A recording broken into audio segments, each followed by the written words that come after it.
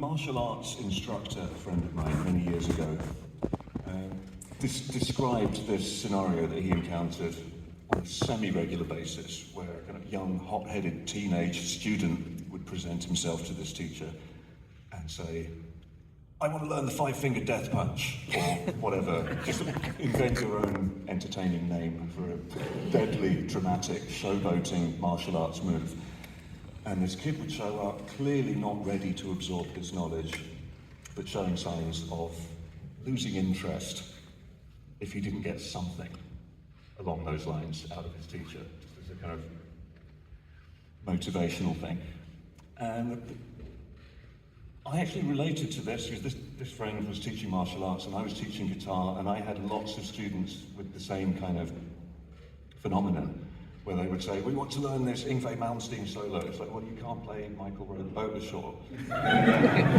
If I just force him to play Michael Rowe the Boat Ashore, he's going to sell his guitar and get a PlayStation. So you need to find a compromise. So this martial arts guy had a line for his students, which I stole, because I think it's great. He said, "Okay, I will show you this move, but know this, it will only be useful to you the day you can do it quicker than you can decide to do it."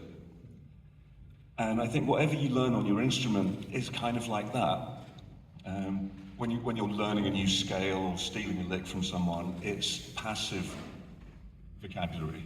It's in your brain, you know the facts, but you have to go through a thought process and choose to access this thing that you just learned, and then try and force it into a musical situation.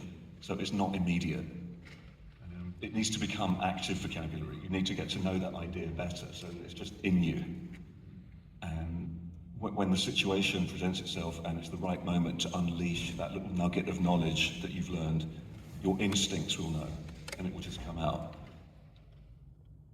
Or, I'll shut up in a minute, but the other borrow other people's wisdom thing, I think it was Charlie Parker who said, you have to learn all that shit so that you can forget it and then just go out there and play.